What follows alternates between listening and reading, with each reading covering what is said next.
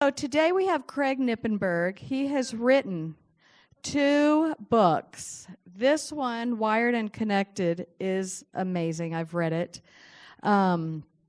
He spoke with us during our first Zoom year during COVID, which is still available to be listened to on our website, pinccsd.org. I would highly recommend it. I think it was in October of 2020. So, Wired and Connected is a really great resource. Craig is coming to us today after having just published his new book, Shame-Free Parenting, which is pretty exciting to learn about. So I'm going to let Craig introduce himself a little bit more, why you should listen to him. He's a wealth of knowledge and experience. Take it away. Thank you very much, Suzu. Really appreciate being here. This is probably my 4th PIN talk, I believe. It's been through the years, numerous times. The one on the Zoom wasn't as much fun, so it's great to be back in person. Just from a sound point, I speak very softly. Now, when I'm lecturing, I try to project more. And having a Master of Divinity, and I preach about once or twice a year, you'd think I'd be better at that, but I'm just naturally soft. So if you can't hear me in the back, or I need the mic closer, feel free to raise your hand. I won't be offended in the least. I also want to thank my dear friend Stephanie Riggs, who's already taking pictures for attending, journalist and podcaster, and Stephanie's just a gem to our family. I also want to give a shout out to my daughter. There she is. This is my 18-year-old daughter, Lily, who is going to be back at the book table. I'll tell you about her. We have 4 kids. We're a blended marriage. The first one is 47 years old. He played on the state championship Cherry Creek Bruins football team back a lot of years ago. Everybody's in town. Our daughter's 37, and she has 2 grandchildren, our grandchildren, 8 and 4. We had him over for a thing on Saturday. Our 4-year-old was doing great. For those of you who have preschoolers, was just delightful for 2.5 hours in his little Hawaiian dress shirt. He was getting ready for his nap, and they were getting ready to leave, and somehow he escaped out the front door to the flower pots. And I come to take some trash out, and there he is, dumping handfuls of soil and dirt all over the front deck, including a giant mound where I'm about to step. And I'm like, what are you doing? Like, do you think he knows what he's doing? No, because his prefrontal cortex is shut off by then because he needs a nap. And that's where we do our logical thinking. And all it was pure emotion and tiredness. So we know about the grandparent thing. We did take him to the Great Wolf Lodge along with Lily. Thankfully, she was there to help us. It was exhausting playing in the wave pool. I'm like, I'm too old for this. And then I have my son from my first marriage is 30, and he's a surgical resident at Swedish Hospital, which is where he was born. So I always have this great parental feeling of remembering the day he was born at Swedish, and now he's a surgeon there. And our daughter, Lily, joined our family when she was 7, and she has finished high school just a month ago. And at the end of May, early June, she'll be graduating with her cosmetology degree. And if you're a guy out there that doesn't know what that is, that's hair and nails. And she'll be certified and have an associate's degree. So we couldn't be more proud of her. And I'll throw in some Lily stories in a minute. Now, I'm not doing the PowerPoint thing. I'm going to do this like, I have a podcast. It's called Legit Parenting. We're in our 3rd season. I think I have about 75 episodes out. And I'm going to do it like I'm doing my podcast. So I've got notes to talk about, and I've got all sorts of articles, research, news clippings on parenting that I like to share on the podcast. And you can find it on Spotify or anywhere. It's just called Legit Parenting. And I have a tremendous amount of fun. We're going to have audience participation. We'll start with that shortly. We're going to have some discussion questions for people at each table to discuss with each other. At the end, if we have time, we'll even maybe work in a role play on social media and how it hijacks the brain. The talk is based, you're going to have 2 handouts. May I borrow? This 1-pager is basically the outline of the book, and it tells you the different chapters, what they are. This one that's several pages is what I'll be following today. And we're going to be looking at two main issues. We're going to spend some time on our modern culture, and then we're going to look at you as the parent, okay? And you as parent and your unique child. So that's going to be the main focus of the talk. And you can ask questions as we go, or if you want to do them at the end, that's fine too. But I just want to have a fun, lighthearted chat, and we'll rock and roll through it. I do want to tell you, and this gets us kind of into the tone of it. I was on Channel 2's morning show yesterday for a live interview, and the co-host, Spencer, who was saying the title of the interview, she said, you know, parents are always wondering what's the right way to handle things. And I immediately, as I started, I said, you know, Spencer, there is no one really right way to handle things with kids. If you gave me a specific situation, if you gave me enough time, I could tell you 50 ways that are just good enough. They're fine. There are 50 different ways you could handle that problem. There is no holy grail of parenting strategies. And anybody that ever tells you on social media they have the answer to all child problems, run. It is not true, because kids are so different. My first book really gets into the differences in brain development for social, emotional, and behavioral brain development. Now, I also want to share a couple things just to get us kind of in the mood. This one, first part was Voices of Our Youth. It was in Time magazine this around Christmas, and I just was so impressed with it. I want to start with one of the psychologists interviewed said, the main domains are the same: school, home, family, and peers. In other words, teens today are just like teens have always been. Says Dr. Aisha Smith, a child and adolescent psychiatrist at Kaiser.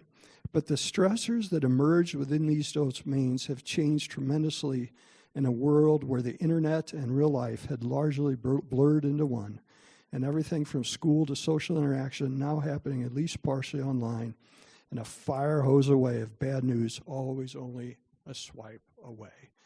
How many of you does that resonate with? For sure.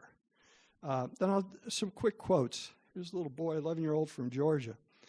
School feels a little less safe than it used to be. Little ones are thinking about school shootings. We'll talk some more about that later.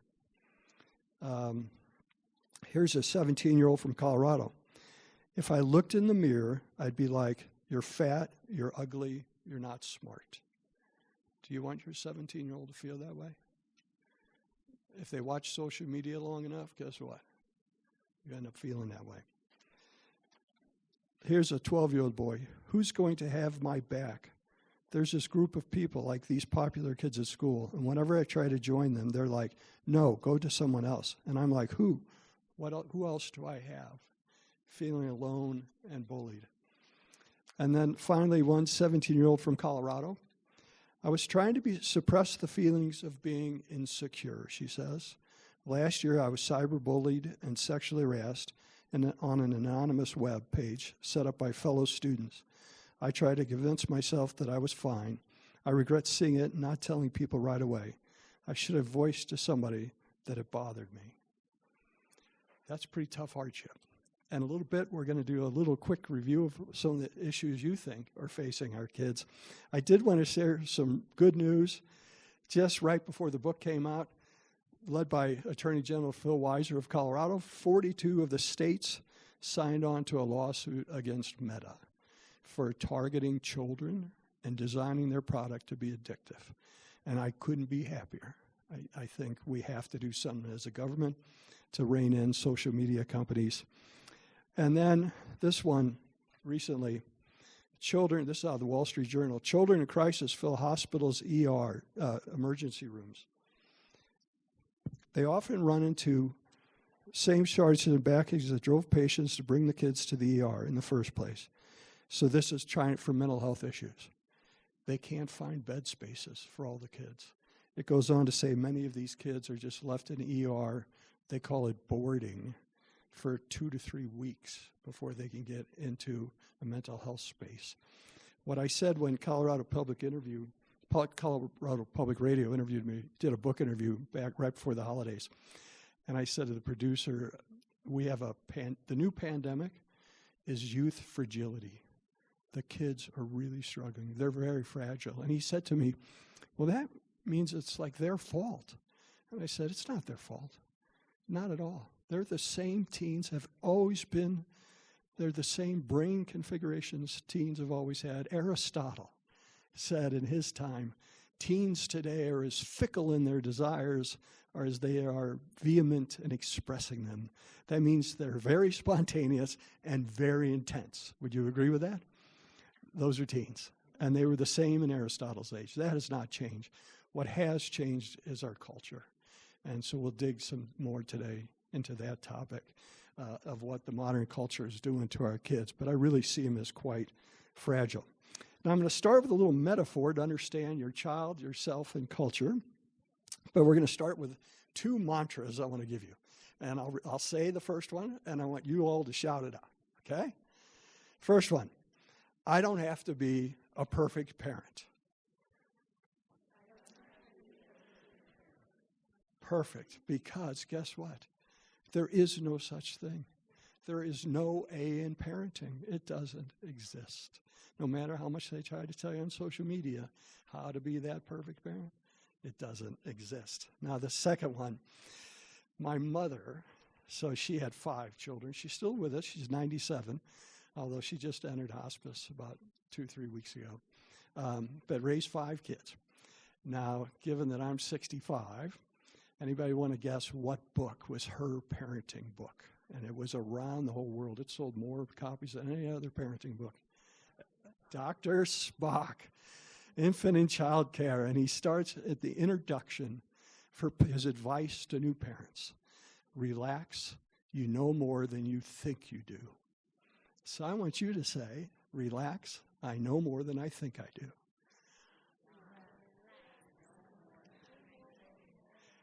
Yes, because a lot of times parenting is just, it's so spontaneous, it's in the moment, especially with preschoolers and teenagers. Very in the moment, very spontaneous. And so much of the time you're just going with what your gut tells you. And that is just good enough. That's just fine. Okay, so the analogy. So we live close to the intersection, some of you probably live over there too, because you're from Cherry Creek Schools, of Hampton, Dahlia, and Happy Canyon Road. Do you know where it is? Okay? And I have to cross over Hampton all the time to get to Orange Theory 6 days a week. It is a nightmare. Now, we're going to conceptualize your unique child as a car, okay? And they're traveling on Dahlia. They're going north, out of Cherry Hills, north into Denver, and they're going to have to cross Hampton, okay? That's the road surface for kids. Has to be a good enough road surface. Now, I ride my bike on Dahlia there into Cherry Hills, and it is nothing but a perfect road surface. They have repaved sections of that so many times on your road bike, racing bike. It's like, but it's good enough, right? And this book, this discussion is all based on children having a good enough environment. They have health care. Their food needs are met. They have a safe environment. They have housing. They have good education.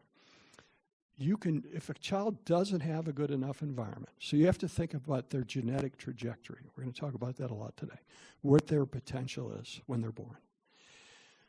If they have a good enough environment, good enough parenting, they're going to reach it. If the environment's not good enough, or there's alcoholism or abuse, then their trajectory will get doped down. There's a ton of research on how you can dope a child's trajectory down. There's only one thing they've ever found that can enhance your child's trajectory, and I'll share that later, and it is my favorite. Now, there's different kinds of kids, and there's different kinds of cars. Some of you might have a Porsche. Your kid is a Porsche. They drive down Dahlia. They're zippy. They're fast starters. They want to get into everything. They're doing well in school. They're in the IB, the advanced placements. They're in sports. They've got big dreams, and they're quick starters, okay? But they don't handle the bumps sometimes very well. That throws them off. Some of you have SUVs, so they're pretty quick. They can handle the struggles in life, and they can make it through most things. They're very resilient, okay? And my daughter's going to laugh at this one. Some of you might have a 2004 Kia Rio. And that was my daughter's first car. And 2003, even better. Thank you, baby. Broke down, things falling off, right? They're just struggling to get down the road. So that might be your exceptional child. So if you have children with ADHD, learning issues, emotional or mental health issues, those are the kids who are going to be struggling to get down the road. Okay? Does that make sense? And Wired and Connected tells you all the different brain differences for each kind of car. Now, you as the parent, quickly, and we'll come back to you as the parent. Your happy canyon coming in at a diagonal.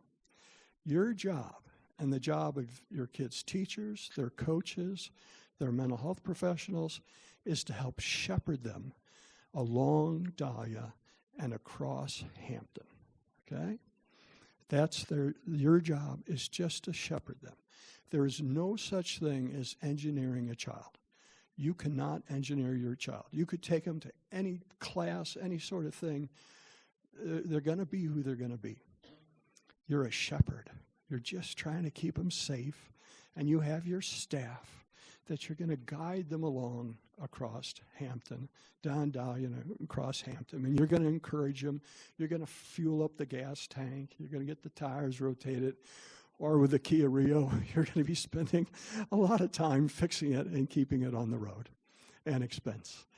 You're just trying to get them across.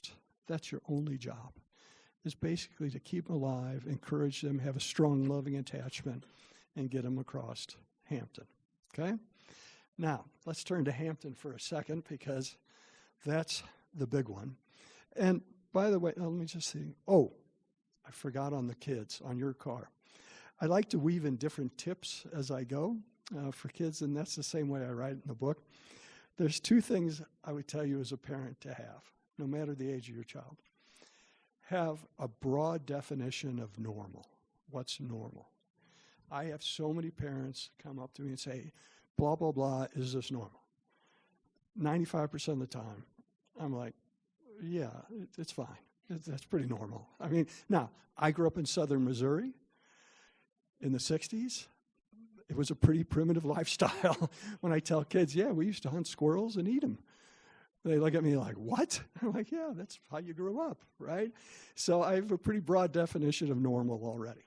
Now, over the years, I was the mental health consultant for St. Anne's Episcopal School, one of the prep schools. I just retired back in May and sorely missed the children. But there's only three times in 27 years where the head of a school, one of the other private schools, called me up, told me a situation and said, is this normal? And I said, no, that is not normal. That child needs help immediately. That is way out of the zone of normal. Now, as a singer once said, I'm blanking on his name. Steffi, you might be able to help me. Oh, I'm blanking on his name. One of his lines in his song says, the trouble with normal is it only gets worse. And an easy example of that would be, years ago, if you had a middle schooler, okay, and you found a middle school boy, and you found a pornography magazine under the bed, and you were just freaked out, and you came and told me about it, well, what would I say? Well, that's pretty normal, okay? Now, Bruce Coburn, that's right. Coburn. Maybe it is. I'm dyslexic, so now, if a third or fourth grader was talking to other students about very explicit sexual content and sexual activity, back then, what am I thinking? That's not normal. And this child has been exposed to sex in some way. We need to get that child out. Now, if you came to me and you said, my fourth grader was looking at porn on the internet, what would I say? Welcome to the club. They either stumble on it accidentally, and when they do, they find it. Now, in third grade, I will confess that me and my buddies went to the school library, to the Oxford Dictionary, and we wanted to look up the F word, to see if it was in there. And then we didn't know what a penis was. They didn't use that word back then. And we certainly never heard the word vagina. But we looked up the P word for vagina. We were just trying to find those words, right? We got caught, and we got a paddling, right, for looking up those words. But little ones will have thoughts about these things.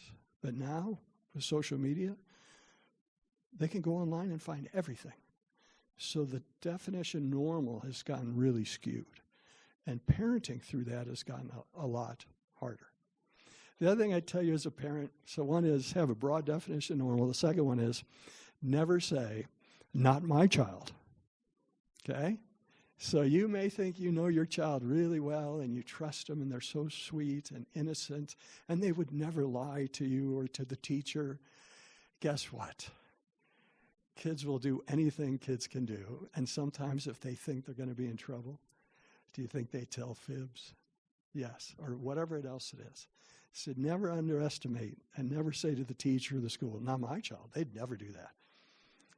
Because kids will do just about anything. Make sense? Now, on a sad note in the news, this wasn't too long ago, Colorado has historically had the highest rates of mental health issues and suicides for teens and adults. That's been going on for decades. Different thoughts about it. Some people feel it has to do with the elevation and impact on the brain.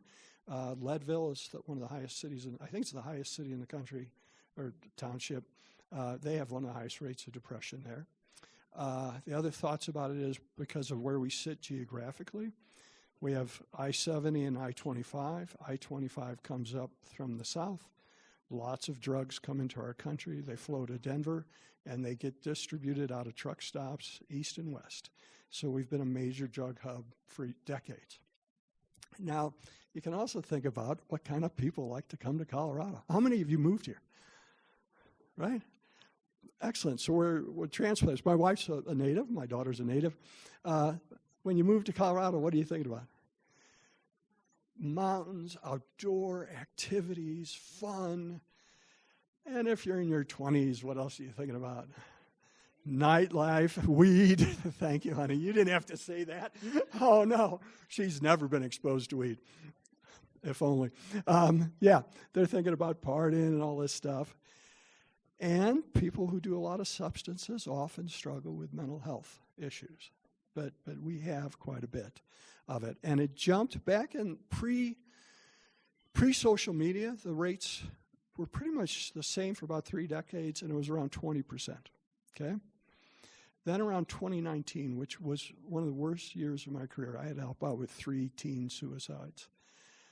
It was brutal. It just was horrible. But at that point, the trend was hitting 35 to 40%. The main contributors, they felt academic stress, all the kids trying to get into Stanford and Harvard and all the parents pushing them to work harder, get the homework done. Homework now is the main thing for our kids. They don't have chores anymore because they got to do homework. And all the competitive sports and activities so they can have that resume. The other contributor was the invention of social media. Now, post-COVID, where do you think the numbers went? Even higher, particularly for females, around 60% were struggling with depression and anxiety. The main thing they felt was for teen girls, middle school girls, their number one activity on COVID was TikTok. They love TikTok. And we'll talk some more about eating disorders and that later. Boys, guess what all the guys were doing? Gaming with their friends. Now, how could gaming with your friends be different than the TikTok? You're with your buddies. Even though it's online, you're with your buddies. And they felt that helped boys through COVID because they could at least game with their buddies, where the girls were often retreating in their rooms and on watching, scroll after scroll of stuff on TikTok. How many of you have seen Barbie?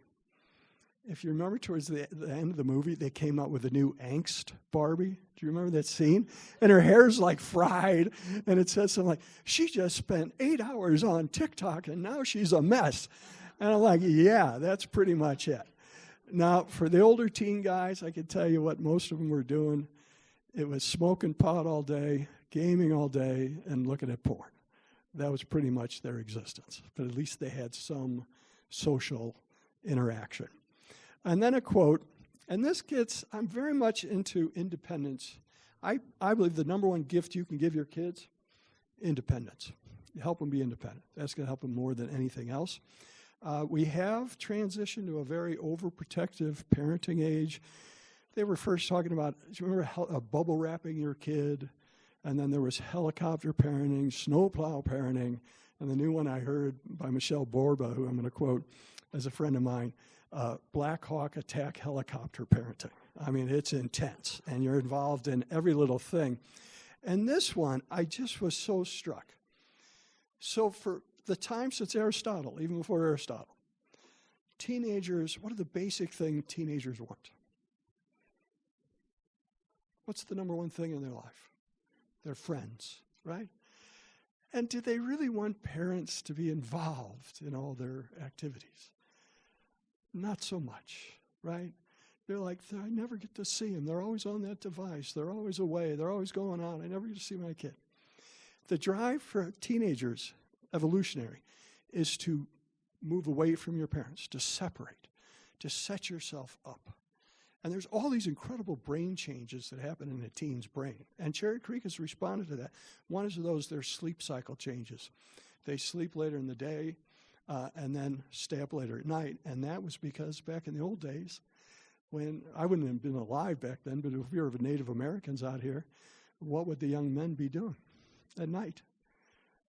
They're guarding us. They're staying up to guard us. And then we wake up, they go to sleep. So that's a natural change. Their dopamine levels drop in half.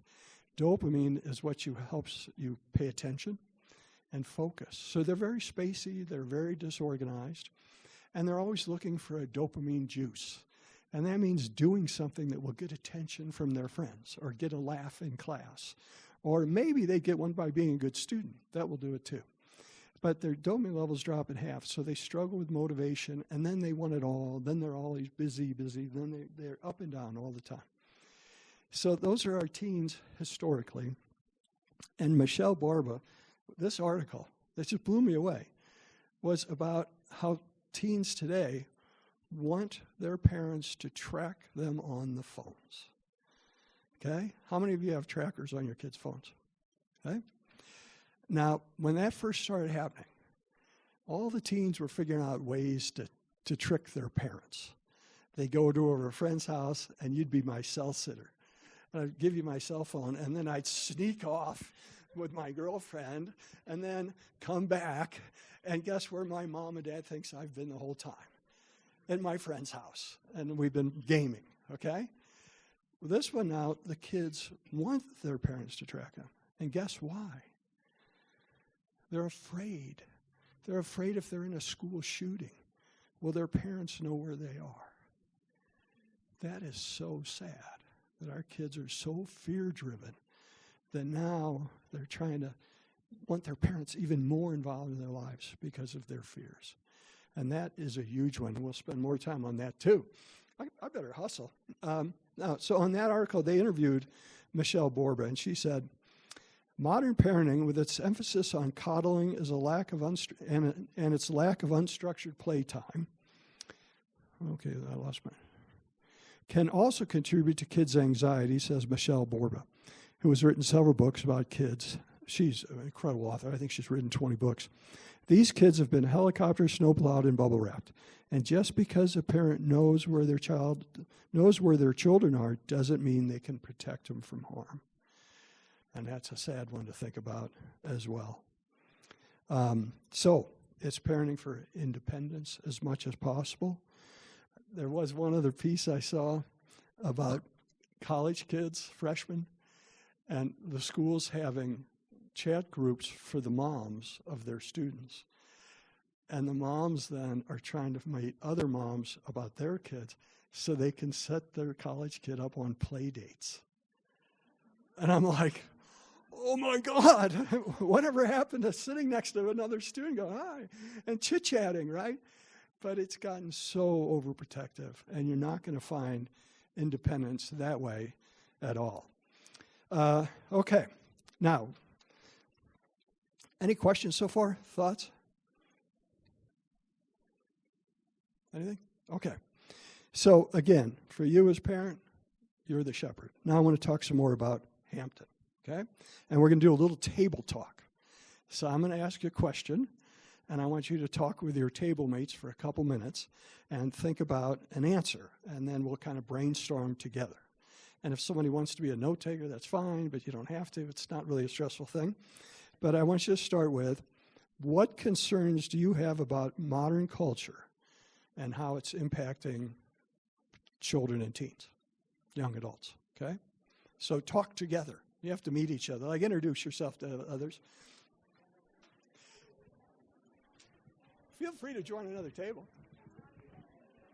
You're good? Okay. I hope I didn't make you, I embarrassed you by making you my girlfriend.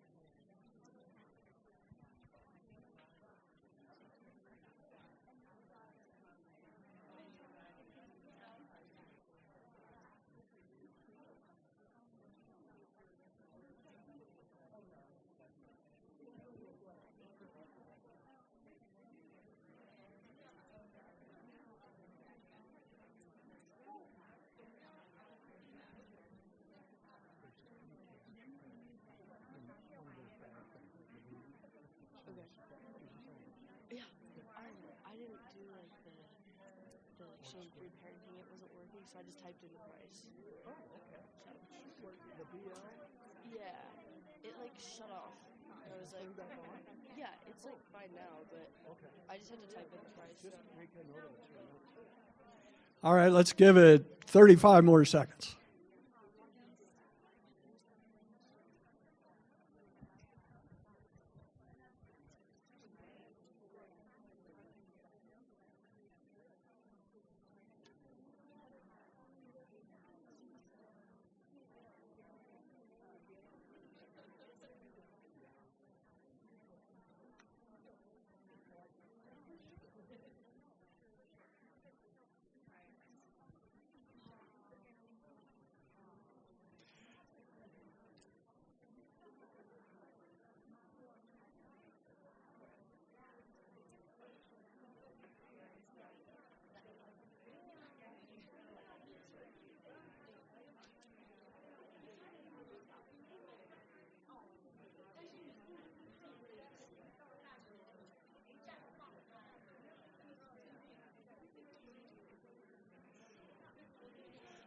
I hate to cut it off, but if everybody come back to the room, and we'll crank it back up again. We'll do a little sharing. Now, I will tell you, as I was standing here watching you all, there was something magical going on. And the magic was watching you all talk with each other about parenting. And you could see the interaction. That's where you find support, is other parents, not some mom influencer that's telling you you got to do exactly this, right? That's where the richness comes with other parents. Absolutely loved it. Now, before we start with our list, there are always been traditional hardships. So no family can avoid these main ones. Are there always going to be deaths in a family? Grandma, right? My mom's going to pass soon. Divorce sometimes. Job changes, children go through developmental phases, illnesses, those are cancer, those are all the same that people have dealt with, right? Wars, violence, those have always existed. Now, tell me some of the ideas. I wrote down a list of mine. Just shout out some that you came up with. Cell phones, yeah. And I particularly social media. Okay, what else? Anybody? Other ones? The exposure to so much, including war coverage, news. Most of the teens now, and my daughter helped me understand this, and she showed me some of her people that she follows, they get their news on TikTok, 40% of them. Now, Stephanie, when I looked at two of my daughter's two of her TikTok people, do you think, you're a journalist, do you think they had professional journalism degrees? They think they do, but they don't. Well, they do. They're doing better than the journalists are, but they're getting their stuff online, and then they just repeat it, and they happen to be fun and funny, and then they absorb it. Yes?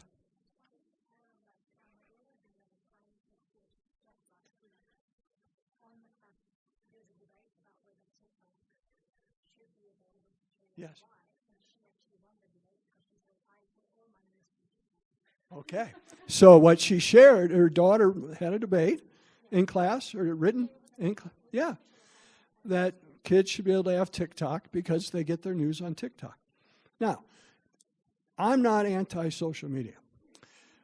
I have Instagram, two Instagrams, 2 Facebooks, LinkedIn. I have to, as a business, you know. It's about getting yourself out there.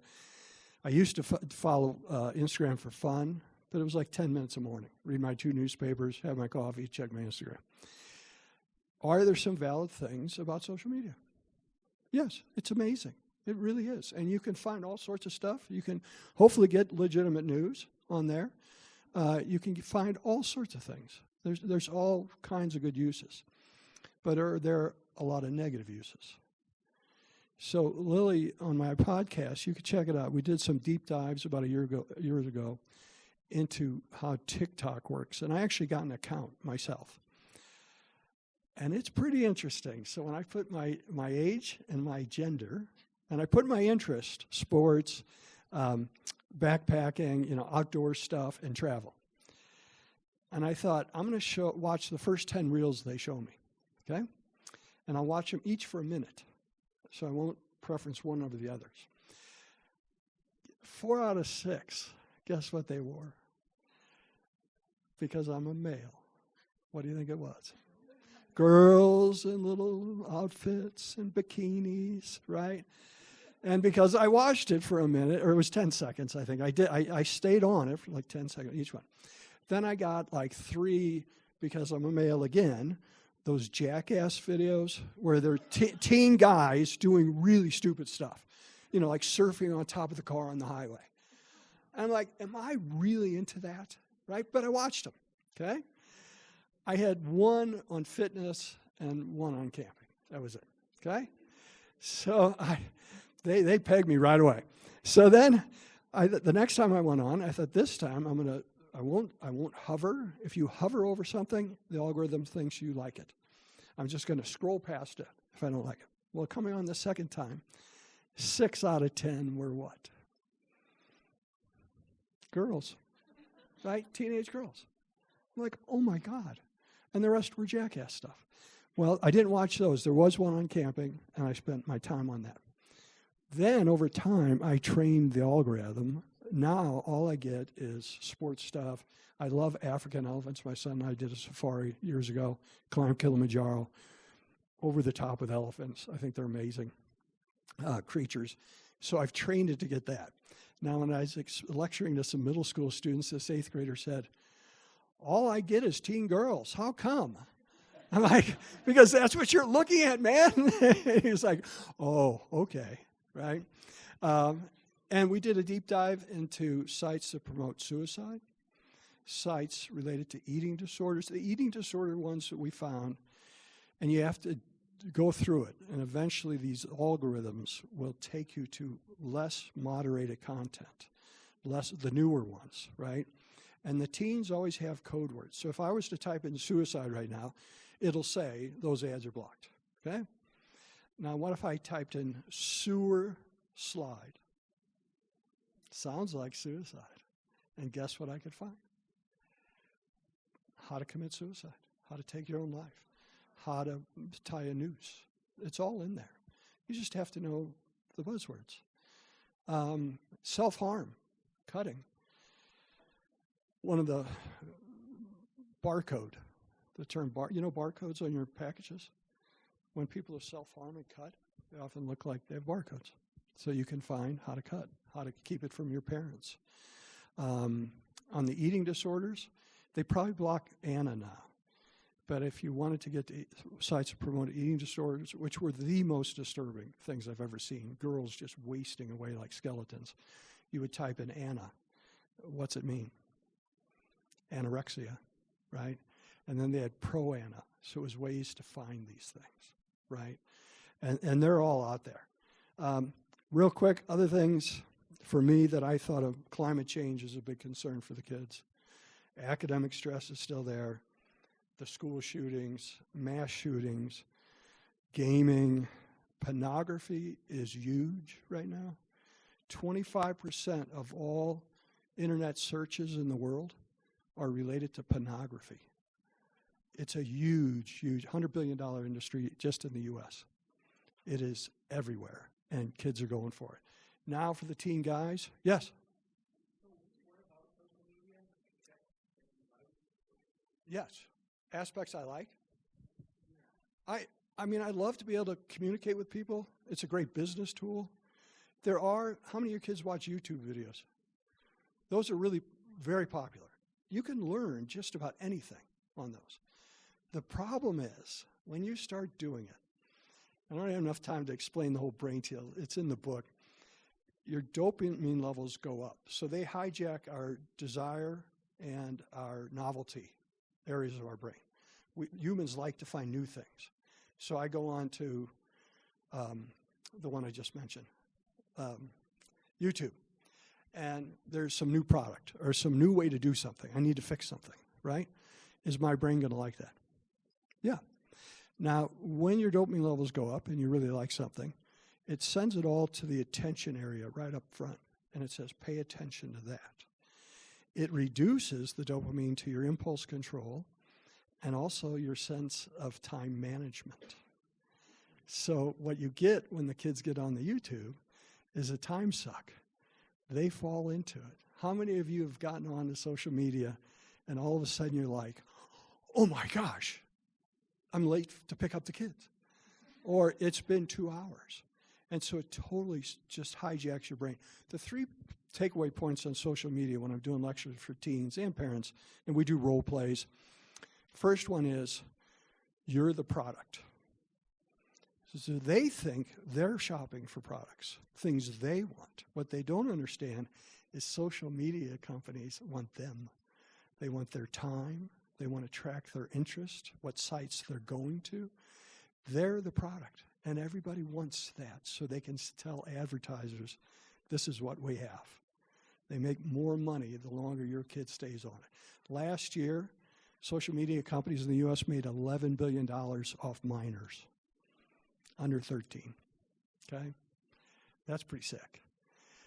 So, number 2, first one, you're the product. Second one is, here's how they're hijacking your brain. And I explain the whole brain system. We role play it. And it's that dopamine system. The other one is your nonverbal system. Now, your nonverbal system is what allows you to read other people, allows you to read social skills, recognize others' emotions. Quick example, give me a look like you don't want me to sit next to you. Give me a look. Ooh, eyes cast this way, right? Now, give me a look like I could sit by you. Friendly, smiling, some of you might be, oh, right here, right? That's the nonverbal system. It's also where our empathy comes from. And recognizing those in need and hopefully making your empathy a verb. Now, in the teen years, that system in middle school explodes in growth. And middle schoolers will try every political maneuver to have social success. Does that often include bullying? Yes. Horrible jokes, sex jokes. You can barely say anything to a class of middle schoolers in a lecture without somehow one of the words I say has something to do with sex. And if you ever said, well, they were doing it, the whole class falls apart. You're like, oh my God. And you have to remember, middle school teachers remember, they're learning how to be tomorrow's leaders. That's what they're doing. But they could be really mean. Michael Thompson, famous author, said, by around 8th grade, the girls call a truce. Because in 7th grade, they said every mean thing possible to all their other girls. They run out of ammunition. So they just give up because they've said all the mean stuff. Now, if you have a boy, they're very much junior high guys until about this time of year in sophomore year. They finally reach a maturity point. So boys are about 2 years behind the girls in brain development. So freshman boys. For the women here, can you remember in high school thinking, the boys in my class are so immature? They are. They're like 2 years, and they're annoying. Sometimes teaching class, you feel sorry for the girls who have to sit there and listen to these guys crack up. So they're hijacking your brain, and so that social part.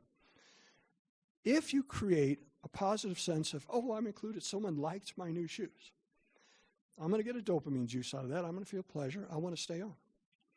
But what's even more addictive? If somebody sends me a negative post. Those shoes are so 2010s. Now how do I feel? I'm a teen girl. I'm upset. I'm devastated. And I'm waiting to see what else is coming. Am I going to turn the phone off and do my homework at that point? No. Because now does everybody think that? Then the phone dings again. I check it. There's another shaming message about my shoes. Now I'm just getting so worried about it being excluded and not being part of the group, and they don't think I'm cool, and I'm going to keep checking and checking, and then I'm going to text my other friends, hey, tell them that you like my shoes, and try to repair it, and it goes on, and it never ends.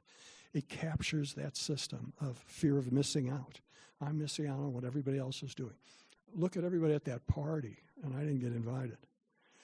The negative stuff is more addictive than the positive stuff. The reason for that is the human brain. We are a prey species. So we were prey. We had to protect ourselves from animals. Its negative messages travel in the brain twice as fast as positive. So we're very much prone towards negative thoughts, like we have to defend ourselves. And so you want to talk to your kids about positive thought patterns, but it takes a lot of work for that to happen. So last two things on this section, then I got to crank. Latest brain science. Love this. This came out about a month ago. But they found using fMRI scans, research demonstrated increased activity in brain areas related to self-concept and emotional states in girls prone to rumination.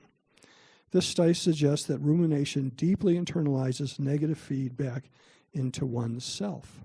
So think about the example, I'm the girl with the shoes that got dissed.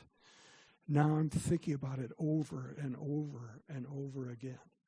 And that eventually starts to affect my sense of self. It's like the quote from the girl in the Time magazine.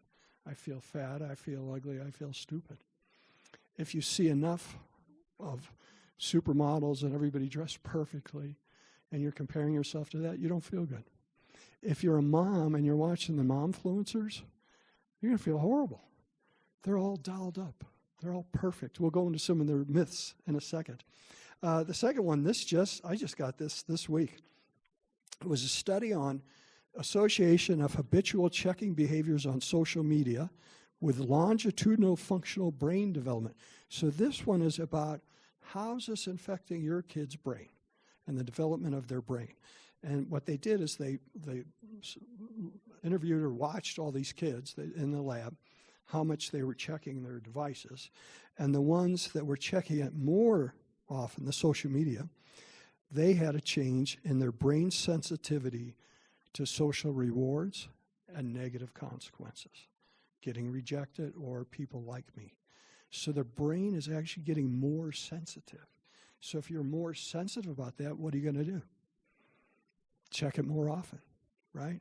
Now, all kids are different. Our parents used to say, your parents probably said to you in middle school when you said somebody said something about you or they were spreading a rumor about you, they probably said, oh, just let it roll off your back. You know, that happens at your age. Don't go chase after it. Let it roll off your back. How many of you heard something like that? Yeah, that would be another extension. Why should you care? Who cares what people think about you, right? How many of you maybe had a hard time accepting that and were tempted to keep thinking about it, right? Now, there's maybe some of you in the room that were like, yeah, screw them. I don't care. They're an idiot anyway. The kids who are going to question that are going to tend to ruminate more about it, and it becomes harder to deflect it. I love the idea that the cartoon movie Invincibles, is that it? The Family? The Incredibles. And when the girl finds her bubble, her protective bubble, I just love that scene because now she's protecting herself. And the same with Princess Diaries, one of my favorite films of all time with Anne Hathaway, where she finds her way to give the other kids what for. Okay, so that's just the latest brain stuff. And real quickly, on the shootings. I was at, oh yes. Oh yeah, sorry. Yeah. Is it really? Okay. Yeah. Okay.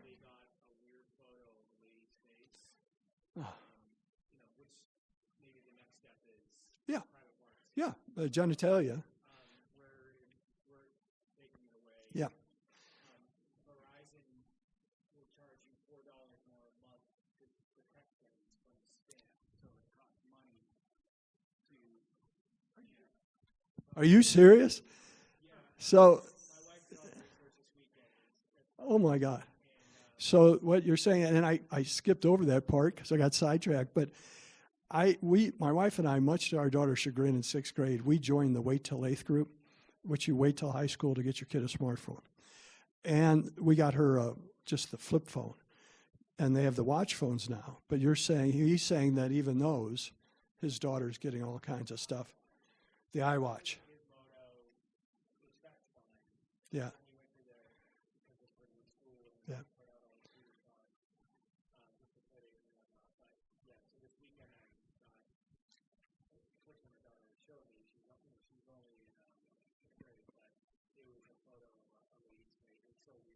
Yeah. So some creepy image. But you know what's coming next? There's going to be, excuse my French, dick pics. If your teen daughter's posting pictures or things about her volleyball, is she going to get dick pics eventually? Yeah. There's the woman in LSU, the volleyball player gymnastics. She's in gymnastics. Has this big following of guys. It's always going to happen. I just read a piece in the Wall Street Journal about fashion families where their 10-year-old girls are in fashion shows, and then they're posting it, and they found that the people that follow it are child predators. The majority of them are child predators.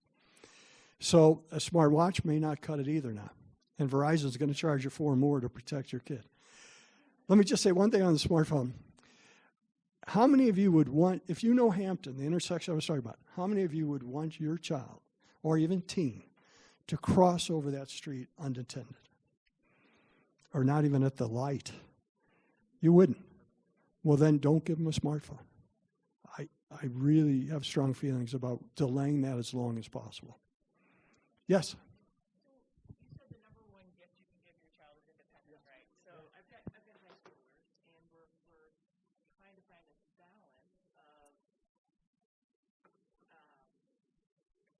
having them, trying to keep some of this stuff at bay, Yeah. right? Yeah. And giving them, having them establish good habits. Yeah. Right? Right.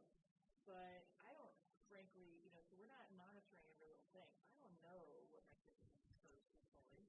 Yeah. They're not Yeah. they're not the kids that come and tell me everything. Right. We have a good relationship. Yeah. They're not like spilling their beans on everything. So it's like, how do you do that? How do you Yeah. give that? Yeah. Yeah. You couldn't handle it anyway, Mom. Yeah. Yeah, no, it's there's some ways to. So the easiest analogy, you got a dog on a leash, right? It's like one of those clicker leash things. Let them have some line, So independence, not enough to like hang themselves if they went over a fence, right? And if they violate their independence, your trust, they don't follow. Well, the standard one people monitor is the grades, right? How are we doing in our grades?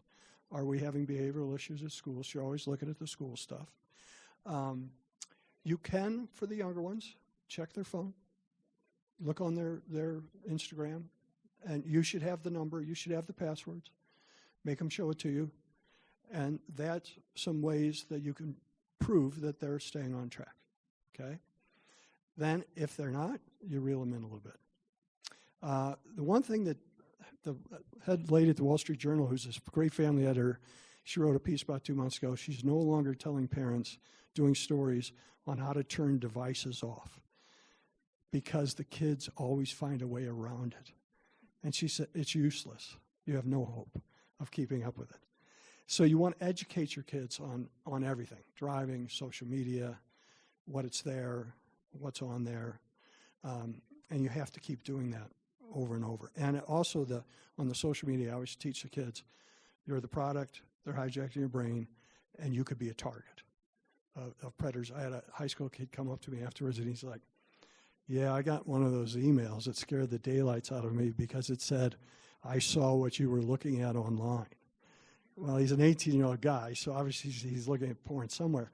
But I'm like, that same email goes out to every man on the planet because they're fishing for one guy to go, oh my gosh, they saw me looking at porn, I got to send them money. That is the most common one there is out there. Yes?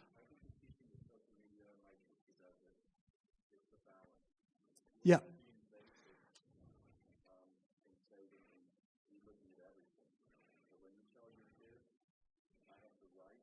Yeah. Right. Yeah. Yeah.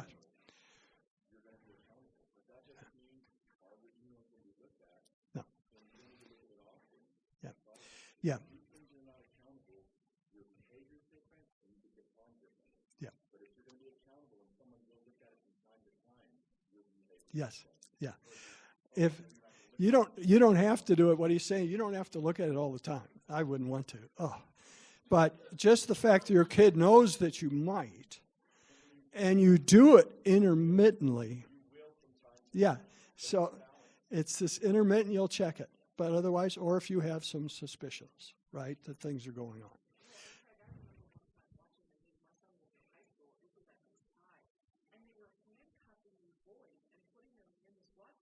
Yeah. Apparently what they were doing at lunchtime, they were going out and the girls were doing stuff to the boys and they were taking photos of it and they sent it out to the boys, see how cool we are? Yeah. And they all became registered sex offenders. Right. Class 1 Yeah. felonies.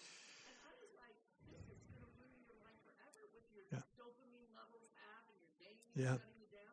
I mean, they don't understand that they are one decision away from an entirely different life and we're not trying to do that. Well, and that's a bigger point. I always say to teen parents, your kid is always one step from a bad relationship, from getting hooked on drugs or alcohol and going derailed. They always are. It's a very dicey time in life because their brains are changing so fast. But there is so much concern with social media. Now, I want to get to your parental shame. I got to get to that. May I? Yes.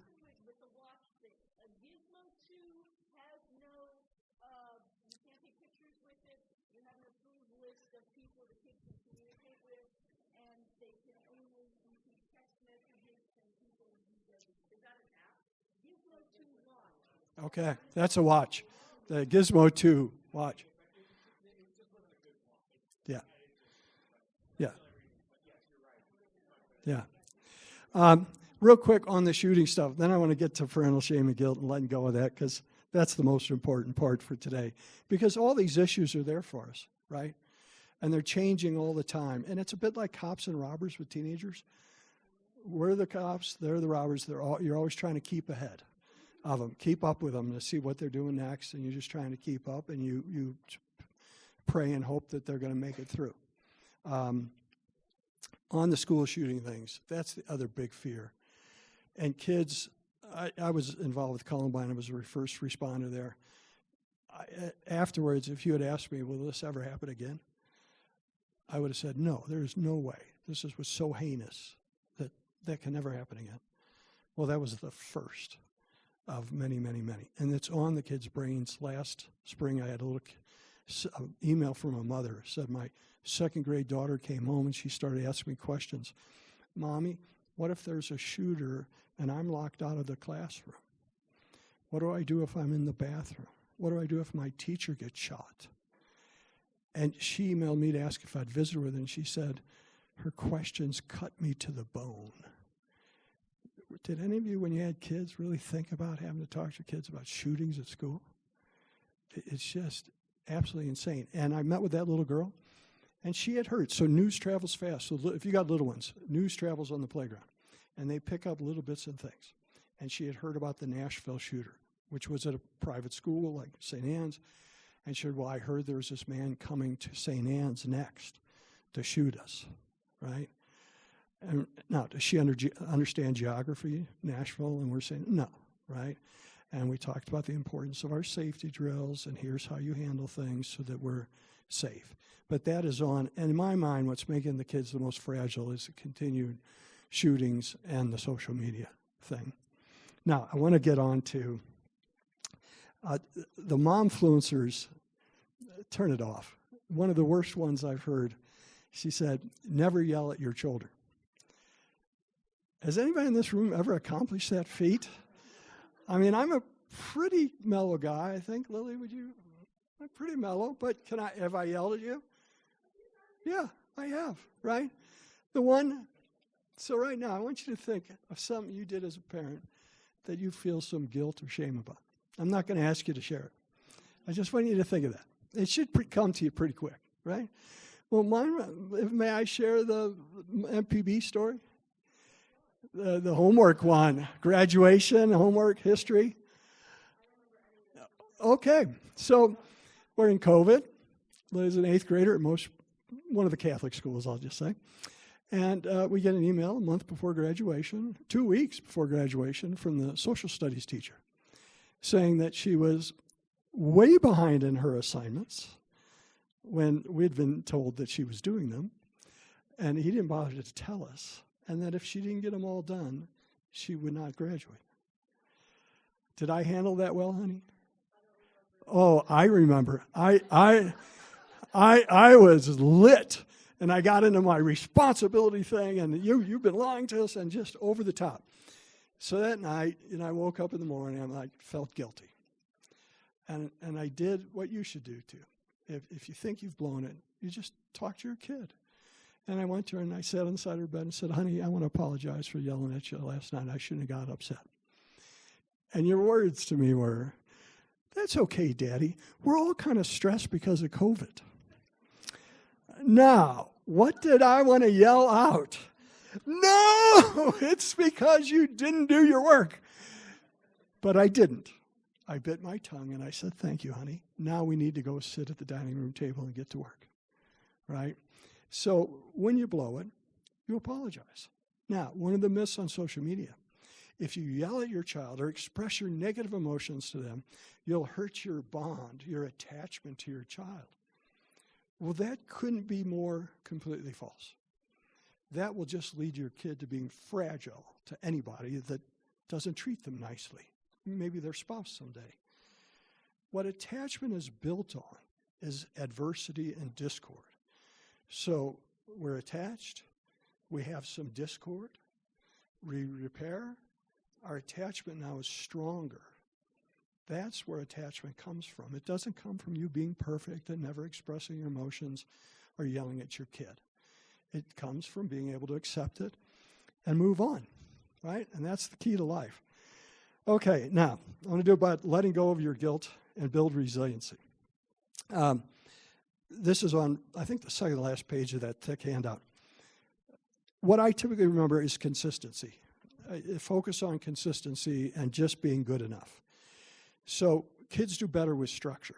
And when you look at the research on what's the number one cause of kids' behavior problems, and this doesn't include if they have ADHD, learning disabilities, et cetera, but just across the board, and it's parental inconsistency. So I'll give you an example. And schools are very consistent. But let's say my teen son over here, one of you guys, okay?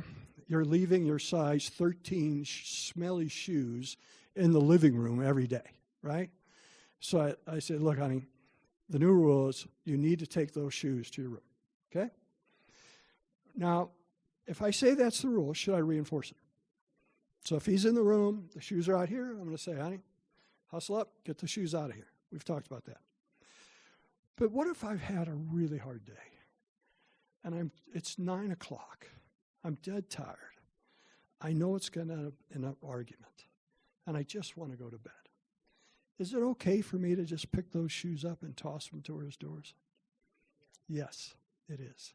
You don't have to be consistent 100% of the time. You would drive yourself and your kids nuts. It's not possible. Now, before COVID, I told parents 80% of the time, consistency. You just need to be. Unless you had a preschooler or a high schooler, then 65% is good enough, okay? Preschoolers are the most violent age of child development. They commit more acts of aggression per hour than any other age of human, okay? That's true. With COVID, I kind of switched to, okay, let's go 65% for the regular families, and if you have preschoolers or teens, 51%. It's just this side of good enough. That's all you have to be. And it's not going to make a difference. You can be, if you're a B parent, that's amazing. C parent's great. Being a D parent sometimes fine too. You just don't want to be that F parent or fall way too below. So if you're struggling with your own emotional control as a parent, apples don't fall far from trees.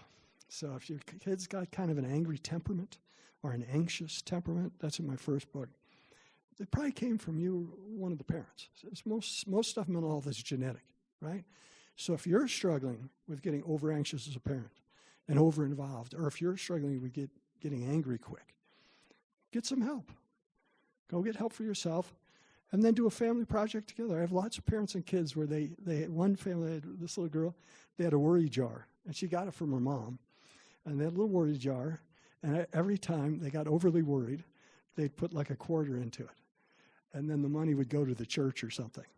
Then they also had a warm fuzzy jar, and anytime they recognized their anger, their anxiety in this case, if they recognized it and calmed themselves down, they'd put a warm fuzzy in.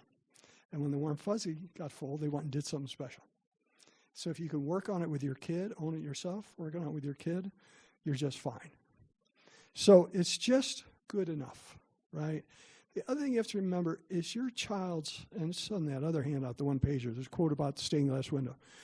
Your child's development and teen, young adult, their development is this giant stained glass window with millions of pieces of glass, okay? Just because my daughter didn't even remember her yelling at me. Now, that's in her glass because I remember it, and that's a piece of glass in her window. Anything you've done with your guilt and shame, it's just one little piece of glass. And if you repair and you apologize, that is not going to affect your kid's outcome. Now, if you're abusive, substance abuse, really the big things, that's like putting a rock through their window. Then you're shattering it. But if you're just getting a D and you're a hardworking person and you wear the same clothes for 3 days in a row and the house is a mess, that's just fine. That's real parenting, not what the momfluencers are showing you.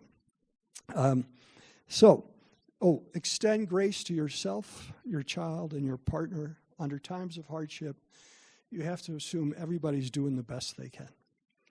That parenting is brain damaging. And maybe you and your partner, let's say, we decided that we're going to have family dinners every night. That I had family dinners, and we did every night when I was a kid. My childhood was monotonously boring and supreme because it was always the same every day. Even through the hippies, everything was cool. We always had the same meals on the certain nights of the week, and we watched Bonanzas on Sunday night, and there wasn't so much homework. But let's just say, I said, hey, I want us to have family dinners, okay? And we agree, right? Kids eating us, we'll cook, have dinner.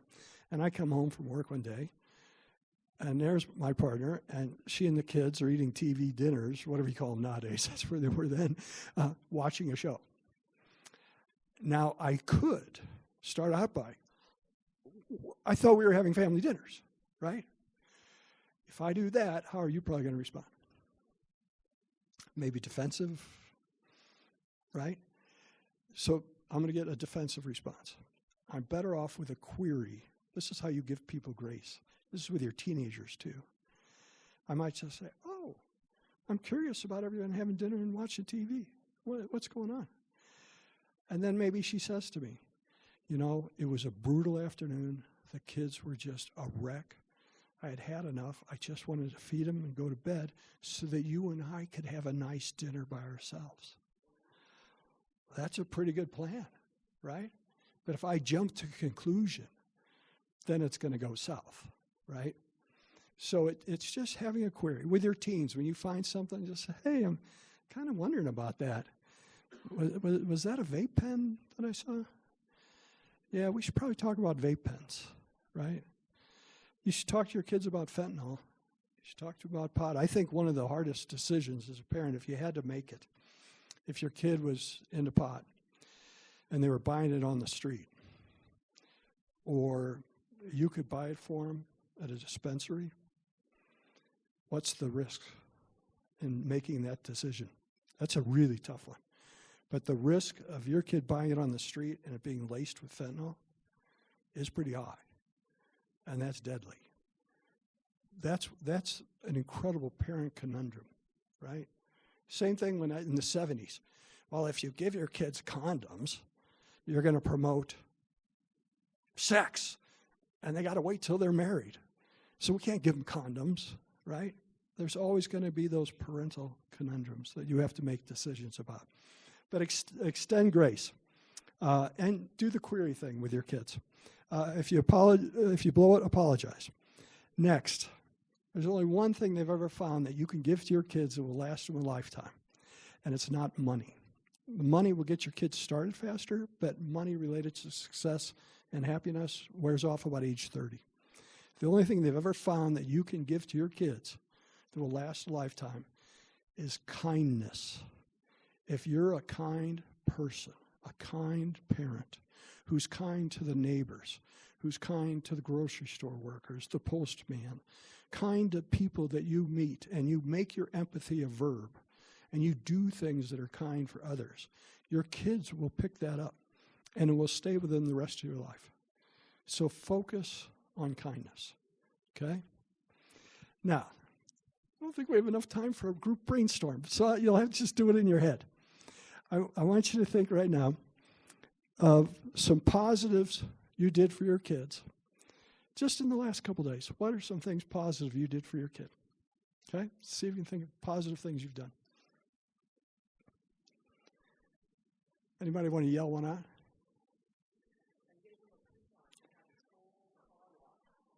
Can I get one of those? Is it over at Riverwalk? I love that place. Nice. Nice. Excellent. What else? And yours is older. Any of you cook food for your kids? Anybody tell your kids you loved them this morning? Gave them a hug? Put them to bed last night? Washed their clothes? If you think about the thousands of things you do every day that are positive and good for your kids, that's real parenting. And it's not that hard. And here's the best part. This is why you don't have to be perfect. The Gottman principle. Gottman determined that for healthy relationships, to have a normal relationship with your spouse or with your kids, it's a 5-to-1 ratio. For every negative interaction you have, you want to shoot for 5 positives. If you can have 5 positive things to 1 negative, you're fine. Well, if you think about all the stuff you did with your kids this last couple days this week, it's fine. It'll be fine. Now, there are some times with teenagers, can it feel like every interaction is negative?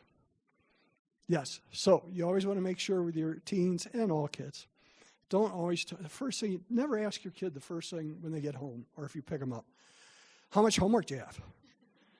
Do not start your after-school day that way. That is the biggest buzzkill there is. So with my son, he was really into the Avalanche and the Nuggets. First thing we talk about is the Avs game coming up that night or a trade they made. We talk about the Nuggets. Talk about things he was interested in. With Lily, I can always talk about what happened at the salon. You think there's a lot of drama at the salon? Yeah. And we just have a talk about the drama at the salon. And then I can bring up the other things, right? Then we can have a talk about the things that are a little bit harder. But find times and things to do with your kids that are away from the parental responsibilities as much as you can. And try to have some adventures with them. And volunteer. Okay, last thing I'm going to tell you. Nakas. I don't say it right. It's a Hebrew word. There is no word in English. Do you know how to say it? Say it for me. Oh my gosh. I couldn't do that in a million years. Whoa. Okay. I say nakas. Nakas. We don't have it in English. It's a feeling. It's when you have pride in your offspring. Okay? I want you all to think about, after you leave today, the different moments you've had of pride in your offspring. And write it down. Put it on a slip of paper. Put it in a box or in a journal. And keep it for the tough times. Just write those down. I have so many memories. I added a new one to my collection. I took Lily, what day was that? Sunday? Friday? No, Friday. I took her to Riley's Ark, which is an amazing story in itself. They sell prom wear, used prom dresses, and it's a nonprofit. You can pay whatever you want. And they're doing that in honor of their teen daughter, who, when she was 17, I believe, was prom shopping with her mother. And an out-of-control car went through the store window and killed their daughter while they were prom dress shopping. So now they're paying it back. And the money they raise, they use to do things for teenagers in need. It's just an amazing thing. And I got to take Lily prom dress shopping. And I had this moment where, at first I was like carrying these dresses, and she'd look through the rack, and then she'd go back to look through the rack again. I'm like, honey, we always saw that rack. She's like, Dad, I'm shopping. I'm like, okay. So she narrowed down 3 or 4 dresses. I'm sitting there by the changing area, and she comes out in the dress. And then she came out in the final one, and I had this moment of awe. My little girl's a woman. She has grown up. And then started the flashbacks to when she was little and doing twirls for me. She was a twirler of a child. And we're talking about, and we're checking out, and the father of that girl was killed. He's the cashier guy. And he said to me, I really appreciated listening to you and your daughter banter so much. So we like to joke and horse around, and I tell dad jokes and all that stuff. And he said, I'm going to miss your banter. And we're driving home talking about how meaningful it was, and I thought, oh my God, that dad does not get to banter with his daughter anymore. That is just brutal. But they have turned that around to make something healthy out of it. So when you have those moments with your kids, write them down. Save them for a rainy day. We all need them. Oh boy, every podcast I do, I end with things of beauty make me cry. Most of it's about parenting stuff and kids. Lots about kids. And it's just incredible things I witness, I've seen or read about that just bring me to tears. And that's at the end of every show. Okay, here's what I tell you. A couple things for homework. That conversation you're all having at your tables earlier, do that with other parents. And be creative. Figure out what can you do. What other parents can do the same thing you're doing. I did a talk at one of the private schools on the gaming. The kids always saying, well, I can't get off now. My friends are on. This is my time to play. And the group of 40 parents were there. They all got together, and they picked a specific time every night during COVID that their sons could be on at the same time in game. Well, that's brilliant. It took it off the table. So it takes creativity. Expect hardship and embrace every moment. Even in the hard times, don't wish a moment away because it goes fast. And then you're like, oh my gosh, just like her little childhood, just evaporated. It's still in my heart though. And then, okay, everybody together. Ready? I just have to be good enough. And then your kid's going to take off. And about 20 years from now, they're going to be attending one of these lectures, worried about their kids. And you'll be grandparents going, oh, honey, you went through that too. You'll be just fine, right? That's the whole just evolution of parenting. Thank you very much for coming. I've got both books back there if you're interested, and really appreciate it. Hey, I ended right on time. That is a miracle for me. That doesn't happen often. Now we have about 15 minutes for questions, if you'd Oh, like. okay. And Good. I'll run to people with or comments or questions.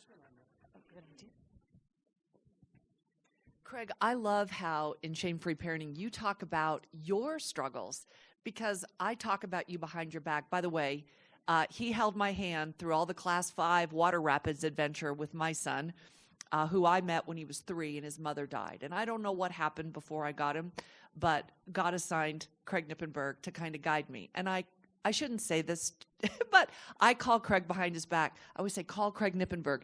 He's the blanked up boy whisperer. I said, I'm telling you, he will understand your son and you will be able to parent better. Anyway, I didn't know that you knew this about boys because you had your own basement struggles with learning and bullying. And now I get you. I didn't get you before this book. And part of that is sharing. I'm a storyteller, basically. When I'm doing therapy, we play a lot of games. I love Uno. I'll take your kid out in a heartbeat. And then I tell them stories related to what they're dealing with. In 6th grade, I lost my 2 best friends. One moved, went to a junior high, and thought he was cooler than me because he was in 7th grade. I was at one of the first middle schools in the country, didn't know anybody, felt totally alone.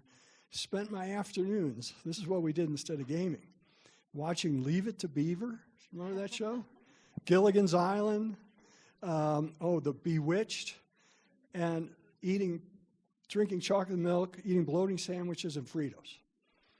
About 2 months into 6th grade, we went pants shopping, and at the Sears, I had to go to the Husky Boy department for pants because I gained so much weight, right? And then one day, and this is where you don't have to bail your kid out of everything. Your kid needs to figure stuff out. And one day at middle school, they had to sign up about after-school floor hockey in the gym. And I thought I would try it, and it changed my life. And I started playing hockey there and hockey in high school, some after college. Your son's a hockey player. That changed my life, right? But so it's kind of the stories that maybe what I went through. Here's a great one for you I forgot to mention. Your kids are going to do some of the most stupid stuff you could ever imagine. And you're just going to go, yeah, probably wasn't using your prefrontal cortex, or what I call the president. So you probably weren't using your president on that one. In 4th grade, I'm sitting in class with my little red swing line stapler. Do you remember those? They're about this big for students. And I had this thought. Wonder what happened if I stapled my own thumb. I don't know where the thought came from, but guess what? I did it. And it hurt like crazy. So I got the staple in my thumb, little blood coming out. Now, I didn't scream or anything because old lady Egan would have taken a ruler to me. This was the old days, and she was mean. And underneath the table, I just pulled the staple out and then just sucked my thumb. And I thought, I'll never do that one again. My parents didn't know. No, possibly I did it because I was mind-numbingly bored in that lady's class, and I was dyslexic. Or I could blame it on my parents. They never told me not to staple myself. How many of your kids have ever said, well, you never said not to do that? And you're like, I never thought I'd tell you not to go up on the roof. I hadn't thought of that one. And maybe I was just being a kid. And kids do really foolish stuff. So I can relate to them. Question? Any other questions or comments? Just a comment about, I'm not used to this, something positive saying to your kids. The first time I said this to my son is after 7th grade football championship. They lost in the last minute. The other team scored 2 touchdowns. He was heartbroken and angry. And we're driving home. And I told him, hey, I played football for years, but I love watching you play 1,000,000 times more than I did. Yeah. He goes, oh, but Dad, you were undefeated in the state of Alabama and you played quarterback. I said, yeah, I loved it. but watching you is a million times more. So driving home, I told him, when he was heartbroken and angry, I said, I want you to know from the day you were born and every day since, you're my dream come true. That's the first time I said it. So now when he's struggling, he has ADHD and has a bad day, and right, our kids go through everything. I say that to him when he's struggling. And sometimes he'll say, oh, you're being nice, or people say, you're really nice, man. Thank you. But I'm saying it because it's true, not to be nice. Yeah. And so, and the last thing is, I've kind of written it on my arm whenever we're having an argument. And if he says something, you know, he's struggling and he's hurting and he'll say something, and I don't say it calmly because I'm upset. I'll say, even now when I'm angry, you're still my dream come true. And he looks at me like, Yeah, you're that is angry. perfect. And I have to read it off my arm. I'm Right, angry. yeah, you but- got to remind yourself. Yeah, but I Yeah. thank God Almighty, or whatever you believe in, that you're my son. And if you were gone, my life would be hell. Yeah, that is beautiful. That's incredible. A couple of thoughts on that, Nate. For bonding purposes, nicknames are great for your kids. There's a Hungarian proverb that says, "A child with many names is well loved." So for Lily, it's baby. Shrimpy. Shrimpy was when she was little. Shrimp boat. She was just this little thing. We got nicknames for each other. For my son, nicknames for him. Those are good for him. You've got that written on your arm. I, on my back calf, have my only tattoo that I ever got. My daughter designed it. She has it on her forearm. And my wife has it on her pelvis. Well, I shouldn't say that. But it's a heart. It's a heart with an infinity circle through it. And for Lily being adopted, she wanted to have something to feel more permanent part of the family. So the three of us went to the tattoo parlor on Colfax, spent $500 in 2 hours getting tattooed. And I was like, that's the only one, I'm one and done. But so it's having those kind of things, and like what you're saying to your kid when he's struggling, that is so important. And the other feeling I resonate with, my son and I are really big into adventures. We've done everything in Colorado. We've done Kilimanjaro, ice diving in Iceland. When we climbed Mount Rainier, we got up on the top of this one cleaver, maybe a mile left to the summit, and the guy came up to me and he's like, my nickname's Bob, by the way. He said, Bob, how much tank's in the gas? And I said, I got about a quarter tank left. He said, you remember, you have to have enough to get up there. You have to have enough to get down. And that meant crossing ladders over crevasses. And I looked at him, and me and 5 other men were like, we're going down. I don't have enough.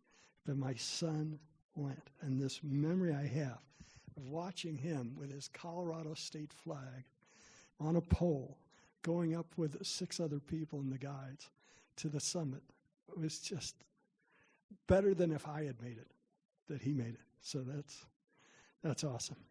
Thank you. Anybody else? I know people probably got a boogie. Any other thoughts, questions? If All not, right. Craig, you'll stay for a little Yeah. bit. Talk about your books or sign it if you want to get one for you for some good inspirational reading with concrete help. Next month we will be here. If you have our little green bookmarks, you can pick them up. Carrie has it. It'll also show you the podcasts that we had for the rest of the year that are on our website. But it says on the green bookmarks that we're in our old location. We will be here. They opened it up. There's no testing that day. We will be here April 6th. And it's going to really follow in this same theme of Brainwise, which is some very concrete, real steps that you can use yourself as well as help your kids, no matter what age they are, of how to use the thinking part of their brain, how to incorporate their executive function so that they make wiser decisions. It doesn't matter if we're talking about a first grader saying, do I sit next to this kid at lunch or this kid, or 12th grade, what's my next move, and everything in between. I highly, highly, highly recommend that you come to this on April 6th, and it will be hands-on April 2nd. Thank you. Do you want to join the board?